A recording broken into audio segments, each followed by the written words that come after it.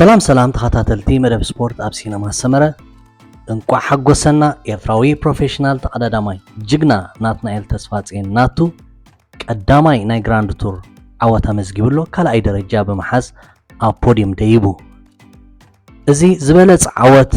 ናይ ናትናኤል ተስፋጽዮን ኣብ ግራንድ ቱር እዩ ሎሚ ኣብ ኣውስትራልያ ኣብ ዝተኻየደ ናይ ክላሲክ ውድድር ካደል ሮስራስ ናትናኤል ተስፋጽዮን ካልኣይ ደረጃ በመሓዝ ብሉጽ ውጽኢት ኣመዝጊቡ እዚ ዓወት ናትናኤል ተስፋጽዮን እቲ ዝዓበየ ታሪኻዊ ዓወት ኣብ ናይ ቅድድም ብሽክለታ ህይወት ኮይኑ ተመዝጊቡሎ ኣብ ናይ ግራንድ ቱር ደረጃ ዝገበሮ ውድድራት ፈላሜቲ ናብ ፖዲየም ዝደየበላ መዓልቲ ኮይናላ ብራቮ ናቱ እንቋዕ ሓጎሰካ እንቋዕ ሓጎሰና ብሓቂ ዝናይ ናትናኤል ዓወት ናይ ሎም መዓልቲ ዓብይ ታሪኽ እዩ ምናልባት ካልኣይ ደረጃ ስለ ዝሓዘ ጥራይ ኣቃሊልና እውን ክንጥምቶ ኣይንኽእልን ናትናኤል ተስፋጽዮን ታሪኽ ይሰሪሑ ምክንያቱ እቲ ዝበለጸ ኤርትራዊ ዓወት ኣብ ግራንድ ቱር እቲ ብቢንያም ግርማይ ተታሒዙ ደሎ ቀዳማይ ደረጃ ክኸውን ከሎ እቲ ካልኣይ ዝበለጸ ኤርትራዊ ኣብ ግራንድ ቱር ዝዓበየ ዓወት ዘለዎ ድማ ናትናኤል ተስፋጽዮን እዩ ክሳብ ዛ ሰዓት እዚኣ ብሕጂ ዝመጽእ ዓወታት እናተጸበና ማለት እዩ እዚ ውድድር ብዩሲኣይ ኣብ ዝለዓለ ደረጃ ወይ ብቐዳማይ ደረጃ ካብ ዝስርዑ ውድድራት ከም ምዃኑ መጠን ናትናኤል ተስፋጽዮን ኣመዝጊብዎ ዘሎ ዓወት ንዕኡ ንጋንትኡን ንሃገሩን ኣዝዩ ዓብዩ ደጋጊመ ናቱ እንቋዕ ሓጎሰካ እንቋዕ ሓጎሰና ክብል ይደሊ ናብቲ ፀወታ ምስ ንምለስ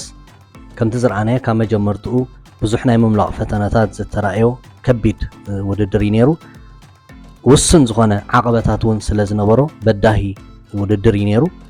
ኣብቲ ናይ መወዳእታ ኪሎሜትራት ክበጽሕ እንከሎ ግና ንኤርትራዊ ተቀዳዳማይ ናትናኤል ተስፋጽዮን ዘሰለፈት ክለብ ትሬክ ሒዛቶ ዝኣተወት ፕላን ነይሩ እዚ ከዓ እንታይ እዩ ልክዕ ከም በዓል ቢንያም ዝኣመሰሉ ኣዝዮም ሓያላት ቮላቲስታታት ሒዛ ናብዚ ውድድር ስለዘይኣተወት እታ ጉጅለ ተኣኪባ ናብቲ ሕንፃፅ ናይ መወዳእታ ቮላታ ክትበጽሕ ድላይ ኣይነበራን ስለዝኾነ ከዓ ኣብቲ መወዳእታ ብፍላይ ኣብቲ ከባቢ 160 ኪሎ ሜትር ክበጽሑ ከለዉ ንዝተረኽበት ዓቐብ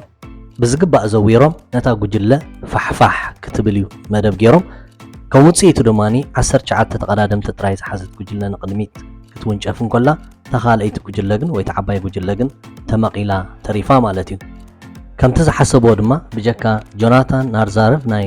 ኢኖስ ሓምሻይ ደረጃ ሒዙ ዝውድድር ዝወድአ ማለት እዩ ቶም ካልኦት ኣብዚ ውድድር ክዕወቱ ግምት ተዋሂቦም ዝኣተዉ ተቀዳደምቲ ከም በዓል ቢንያም ግርማይ ካሌብ ኤዋን ዝኣመሰሉ ቮላቲስታታት ተቆሪጾም ተሪፎም ማለት እዩ ከም ድላዮም ድማኒ ናትናኤል ተስፋጽዮን ምስታ ጽብብ ዝበለ ዓቕሚ ዝነበራ ወይ ውሕድ ቁፅሪ ዝነበራ ጉጅለ ናብ ቮላታ ክበጽሕ እሞ ኣብኡ ስርሑ ንክሰርሕ ንሱ እዩ እቲ መደብ ሒዞም መድኣተው ናትናኤል ተስፋጽዮን ድማ ኣብቲ ናይ መወዳእታ ቮላታ ንክለቡ ትሬክ ኣይሕፈራን ምክንያቱ እቲ ውፅኢት ከም ሓቂ ከቢድ እዩ ክትቅበሎ ምክንያቱ ኣብ ዝኾነ ፀወታ ካልኣይ ደረጃ መሪር እዩ ብፍላይ ድማ ከምዚ ናትናኤል ሎም መዓንቲ ዝተሳዕሮ ብኣዝዩ ፀቢብ ክኸውን ከሎ ከቢድ እዩ ስለዚ ናትናኤል ተስፋጽዮን ንትሬክ እቲ ዝግባእ ናይ ቮላታ ዓቕሚ ኣርኢና ኣብ መወዳእታ ድማ ብፀቢብ ፎቶ ፊኒሽ ክፍለ ዝኸኣለ ብኣዝዩ ፀቢብ ፍልሊ ተበሊፁ ካልኣይ ደረጃ ሒዙ ማለት እዩ ቢንያም ግርማይ እውን ኣብዚ ውድድር ብሉፅ ፀወታ እዩ ተፃዊቱ ክሳብታ ናይ መወዳእታ ዓቐብ መፅያ ብዙሓት ቮላቲስታታት ዝቑረፁ ነተቐዲሙ ዝነበረ ዓቐበታት ብምውፃእ ኣዝዩ ብሉፅ ፀወታ እዩ ከርአው ኢሉ ኣብ መወዳእታ ድማ ምስታ 24 ካልእ ጥራይ ተፈንቲታ ዝኣተወት ጉጅለ መበል 22 ደረጃ ሒዙ ብሰላም ውድድር ዛዚሙ ከም ተቐዲመ ክገልጾ ዝጸናሕኩ ማለት እዩ ኣብቲ ከባቢ 160 ኪሎ ሜትር ዝተረኽበት ዓቐብ ብዝግባእ ብምዝዋር ማለት እዩ ጋንታ ትሬክን ካልኦት ኣብቲ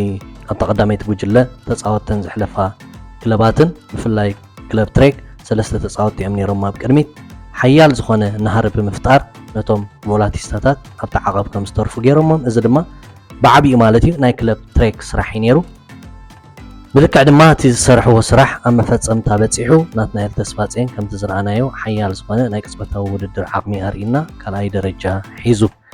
ከምቲ ብዙሕ ግዜ ዝግለጽ ናትናኤል ተስፋጽዮን ኩሉ ዘማልአ ተፃዋታ እዩ ዓቐብ ክድይብ ይኽእል ነዊሕ መንገዲ ክጻወር ዝኽእል ከምኡውን ኣብ ቮላታ ሰናፍ ዘይኮነ ተቀዳዳማይ ብፍላይ ድማ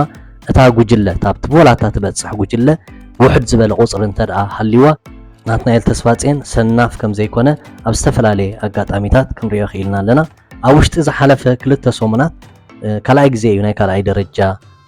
ዝሕዝ ዘሎ። ስለዚ ናቱ ኣበየናይ ኮንዲሽን ከም ዘለውን ዝረኣናዮ ኮይኑ ይስምዓኒ። ኣብዚ ዓመት እዚ ብዙሕ ክንፅበ ኢና ከምቲ ኩሉ ግዜ ንገልፆ ጋንትኡ ክለብ ትሬክ ዓባይ ጋንታ እያ። ኣዝዮም ብዙሓት ብሉፃት ተፃወቲ ዘለዋ ጋንታ እያ። ምናልባት ኣብቲ ካልእ ፀወታታት እንታይ ዓይነት ግደ ትህቦ ኣይንፈልጥን፣ ግን ናትናኤል ተስፋፅን ብርግፅ ኣብ ዓቕሚ ወይ ድማ ኣብ ኮንዲሽን ከም ዘሎ ርኢና ኣለና። እዚ ዓወት እዚ ግን እንታይ ክጠቕሞ እዩ እንተዳ ኢልና ክለብ ትሬክ ኣብ ዝተፈላለየ ፀወታታት ብፍላይ ድማ ኣብ ከምዚ ክላሲክ ከም መራሒ ጌራ ክትእትዎ ናይ ምዕዋት ዕድል እውን ክትፈጥረሉ ትኽእል እያ። ምክንያቱ እዚ ዝሓለፈ 2 ፀወታታት ብፍላይ ክልቲኡ ካልኣይ ደረጃ ዝሓዘሉ ናይ ቮላታ ዓቕሚ እውን ኣርኢ ስለ ዘሎ ብፍላይ ገለገለ ፀወታታት ዝተወሰነ ዓቐብ ዘለዎ ፀወታታት ንዝህሉ ናትናኤል ተስፋፅን ዝምችእ ስለ ዝኾነ ኣብ ከምዚ ዓይነት ፀወታታት ናትናኤል ዓበ ግደ ክትቦ ትኽእል እያ። እዚ ናይ ሎሚ ውፅኢት እውን እዚ ዓይነት ግደ ንክትቦ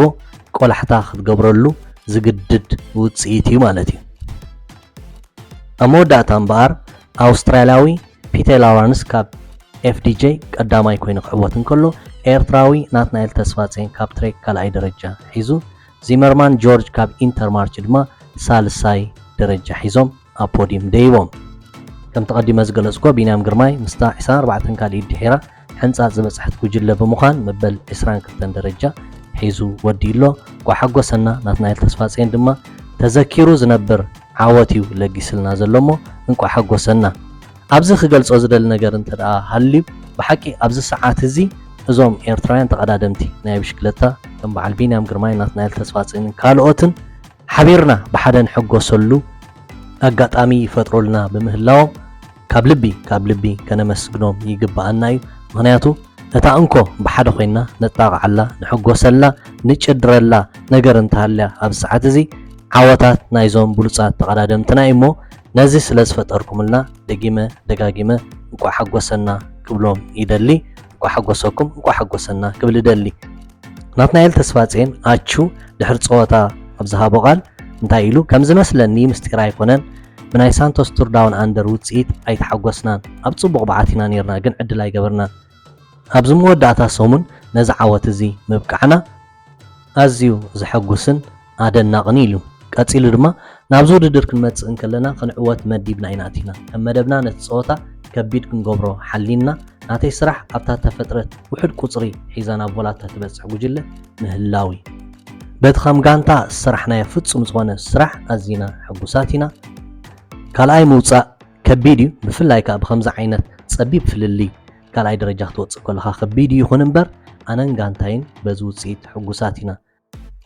ናይ ፀወታታት ዓመት ሕጂ ዝጅመር ዘሎ ብሕጂ ነዊሕ እዩ። ስለዚ ፀወታ ከም ጋንታ ኣብ ፅቡቕ ደረጃ ከም ዘለና ኢና ኣርኢና ክብል ዘረብኡ ደምዲሙ እንቋዕ ሓጎሰካ ናቱ። በዚ ናይ ሎሚ ናትናኤል ተስፋፅን ካልኣይ ደረጃ ሒዙ ኣብዚ ናይ ክላሲክ ውድድር ምዕዋቱ ንዕኡ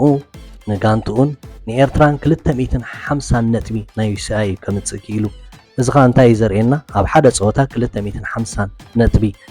ካልኣይ ደረጃ ብምሓዝ ጥራይ ናትናኤል ክሕዝ ምኽኣሉ ክሳብ ክንደይ ዝውድድር ዓበ ምንባር እዩ። ተቐዳማይ ድወፀ 300 ነጥቢ እዩ ክሕዝ ክኢሉ ደሎ። ስለዚ ኣብዚ ከቢድ ዝኾነ ውድድር ናትናኤል ሒዝዎ ደሎ ካልኣይ ደረጃ ኣዝዩ ዓበ ምዃኑ ኣዝና ክንሕበነሉ ከም ዝግባአናን ክገልጽ ዝደሊ። ናትናኤል ተስፋፅን ከምቲ ኩሉ ግዜ ንገልጾ ኣዝና ካብ ብዙሕ ንፅበ ተቐዳዳማ እዩ። ኣብዚ ዓመት እዚ ድማኒ 2024 ብፅቡቅ ዝኾነ ደረጃ ጀሚርዋ ኣሎ። ብኸምኡ ክትቅፅለሉ ከምኡ ክትቅፅለልና ተስፋ ንገብር። ዝተፈላለዩ ፕሮፌሽናል ተቐዳድምትና ኣብ ዝተፈላለዩ ውድድራት ይሳተፉ ኣለዉ። እቲ ከም ቢንያምን ናቱን ብውፅኢት ንፅበዮ ወድሙሌ ኣብ ዝቐረባ መዓልታት ቀዳማይ ውድድር ከካይድ ናይ 2024 ልክዕ ከም በዓል ናቱ ድማ ብዓወት ክጅመረሉ ዝዓመት ተስፋ ንገብር። ብዓብዩ ዙር ሩዋንዳ ክጅመር ተቃሪቡ ኣሎ። ሃገራዊት ጋንታ ኤርትራ ከምኡን ብዙሓት ፕሮፌሽናል ተቐዳድምትና መምስ ክለባቶም ኮይኖም ኣብዚ ውድድር ክሳተፉ እዮም። ዓወት ከዓ ንምንየሎም ዓወት ከዓ ክንፅበ ኢና ብልክዕ እዚ ናይ ዙር ሩዋንዳ ኣብ ኣፍሪካ ካብቲ ዝዓበየ ውድድር እዩ። ብዙሓት ተቐዳድምቲ ኤርትራውያን ተቐዳድምቲ ድማ ኣብ ዝሓለፈ ዓመታት ክዕወትሉ ርኢና ኢና። ናትናኤል ተስፋፅን እውን ብወገኑ 2 ግዜ ክዕወተሉ ክኢሉ ኣሎ ነዚ ውድድር። ዝሓለፈ ዓመት ድማኒ ወዲ ሙሌ ክዕወተሉ ርኢና ኣለና። ምናልባት ኣብዚ ዓመት እዚ እቲ ናይ ዙር ሩዋንዳ ዓወት ኣብ መንጎ ኤርትራውያን እውን ተሓፂሩ ክተርፍ ይኽእል እዩ እዚ ክብል ከለኹ ነቲ ውድድር ኣንኢስና ኣይኮናን እንታይ ደኣኒ ኣዝየን ዓበይቲ ክለባት ዝሳተፍዎ ፀወታ እዩ ግን ደረጃ ተቐዳደምትና ኣብ ምንታይ ከም ዘሎ ንምግላፅ ምክንያቱ ናትናኤል ተስፋፅየን ምስ ጋንትኡ ኣብዚ ውድድር ክህሉ እንተደኣ ክኢሉ ወዲ ሙሌ ምስ ጋንትኡ ኣብዚ ውድድር ክህሉ እንተኽኢሉ ኩሎም ካልኦት ተቐዳደምትና